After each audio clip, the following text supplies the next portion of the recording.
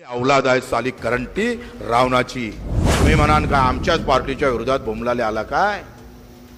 घे झेंडा, मरताना चिटकून घेतो ढुंगणाले, घेऊन जातो सोबत। आणि सोयाबीनचे भाव 2000 कमी केले तर एकही शेतकरी बोंबलाले तयार नाही। बजाव टाली, वाजवताच टाली। उलट आमचा आमदार आला का डमरू वाजवाले तयार, डुमडाम डुमडाम, चला चला चला चला, आणला गावातून फिरून सहायले। टीव्ही वाले तर एवढे दाखवते, आता भुजबळ साहेबांना असं म्हटलं, आता जरंगे पाटलांना असं म्हटलं, आता येणं असं म्हटलं, यानं तसं म्हटलं, यानं असं म्हटलं। लावा आग, लावा आग, लावली आग।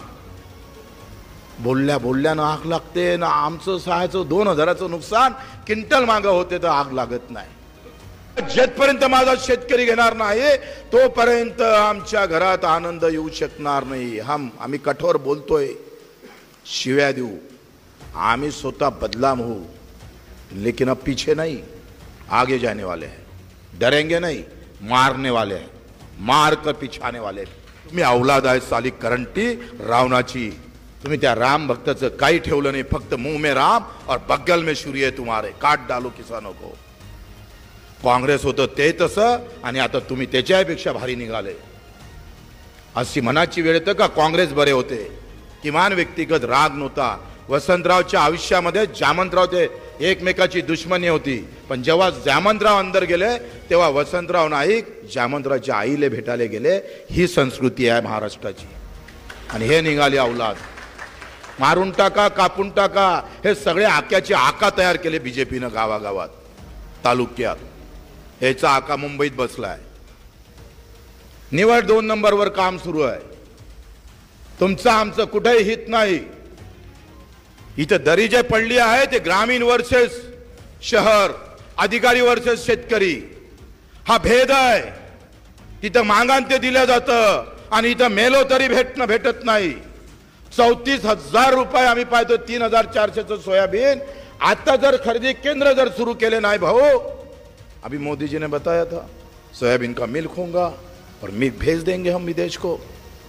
काय खोटर है, काय लबाड है।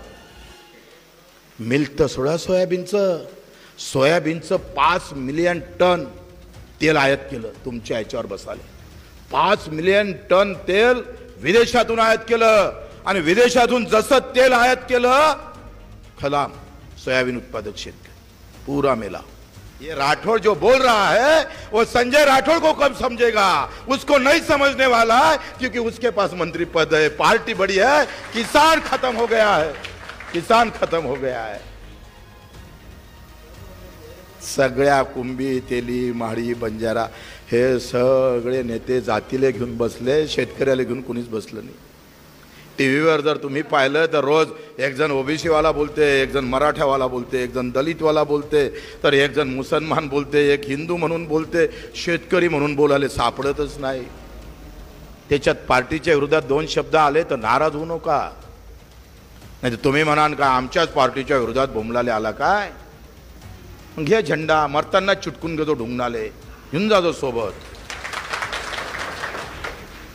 हा जास्तच प्रेम असं तर लिहून ठेव कागदावर का माला झेंडा, माल्या पार्टीचा झेंडा, त्याच्यावर पार्टीचा नेत्याचा फोटो। मी मेल्यावर माझ्या ढुंगणाले चिटकून माझी मुठमाती करावी, एवढंच राहिलं सहायले। काय निष्ठा आहे रे तुमची नेत्यावर? जे माय 9 महिने पोटात बाळ ठेवतं तिच्याबद्दल तुम्हाला बेकार वाटत नाही, पण नेता मेला तर श्रद्धांजलीचे पोस्टर गावागावात लागतं रे। 6.5 लाख शेतकरी मेला, एकाने साल्यानं श्रद्धांजली अर्पण केली नाही। तुमच्यासाठी एकही नेता बोंबलला नाही। तो दिल्लीतला माणूस मरतं पण गावातल्या लोकांना दुःख वाटतं, ही आमची। तर काय बोलावं तुम्हाला? मनात तर शिव्या आल्या होत्या, त्या मायचा मारे तर एवढे निष्ठावान झाले तुम्ही नेत्याचे। गड भाषण ऐका, घरी गेल्यावर बायकोच्या मतानं ऐका, गेला बच्चू कडू वाया, जाय त्या मर त्या माझ।